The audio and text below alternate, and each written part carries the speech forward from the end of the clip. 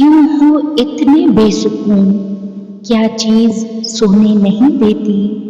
کیوں تکتے ہو رات بھر آسمان کو اتنے تجسس سے؟ صبر کی آس میں ہو یا پھر معجزوں کا انتظار کرتے ہو؟ وقتی طور پر بھلے اس کی مصلحتیں نہ سمجھ آئیں، مگر حالات کے ساتھ ساری حقیقتیں سمجھ آ جاتی ہیں۔ آنسوؤں کی زبان خدا کے سوا کوئی نہیں سمجھ سکتا، وہی سمجھے گا انہیں، وہی ان آنکھوں کو ہنسائے گا۔ سجدے کی سب سے بڑی خوبصورتی یہ ہے کہ زمین کے ساتھ کی جانے والی سرگوشی آسمان میں گونجتی ہے۔ وہ جو پتھر سے پانی نکال سکتا ہے، وہ اپنے بندے کے لیے وسیلے بنا ہی دیتا ہے۔ اللہ جب کسی کو دعا کی توفیق دیتا ہے تو اس پہ قبولیت کا کن بھی فرما دیتا ہے۔ تقدیر بدل جائے گی، راتوں کو اٹھ کر خدا سے مانگو تو صحیح۔ تہجد محبت کی عبادت ہے، تہجد ہر درد کی راحت ہے۔ اللہ بے خبر نہیں تم سے، وہ جانتا ہے تم نے اسے کتنی بار پکارا ہے۔ اللہ کو بہت پسند ہے جب تم دنیا سے نہیں اس سے مانگتے ہو۔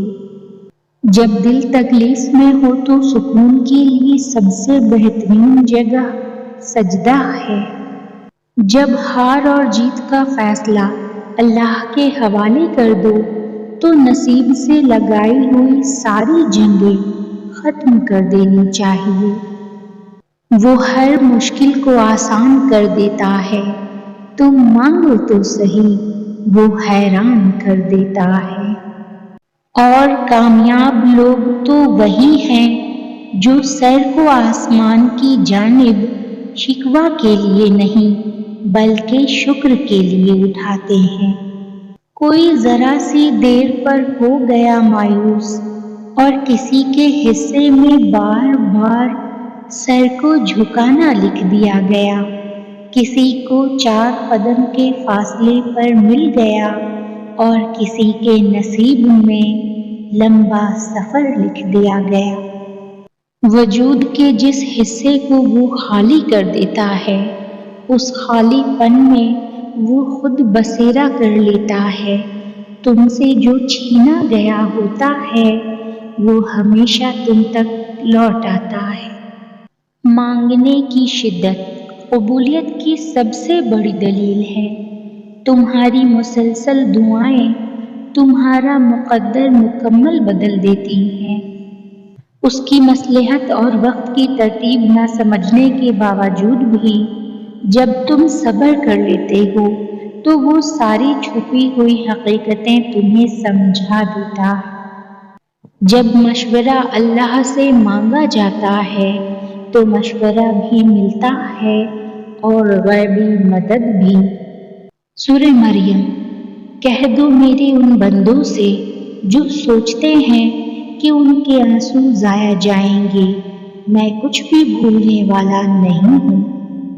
تم بس اپنی دعاؤں پر یقین رکھو، راستے نکالنا اللہ کا کام ہے، تمہارا نہیں۔ ایک دن تم خود مسکراؤ گے اور کہو گے یا اللہ، یہ سب کچھ وہی ہے جس کے لیے میں نے دعا کی تھی۔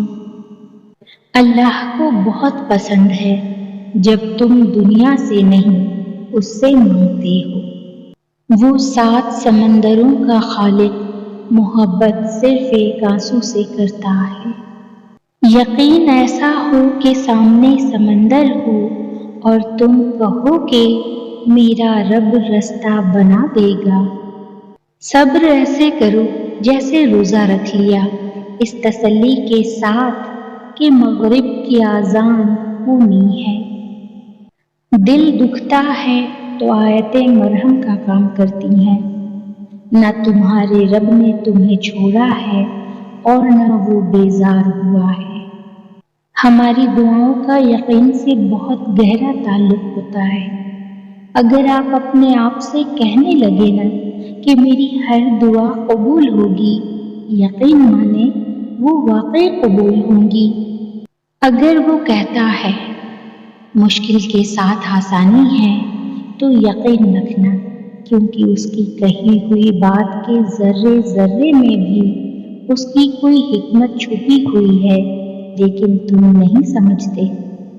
جب اللہ نے سورہ آل عمران میں فرما دیا ہے کہ دعا پہاڑوں کو بھی ان کی جگہ سے سرکا سکتی ہے، تو قبولیت کا شک تو بنتا ہی نہیں۔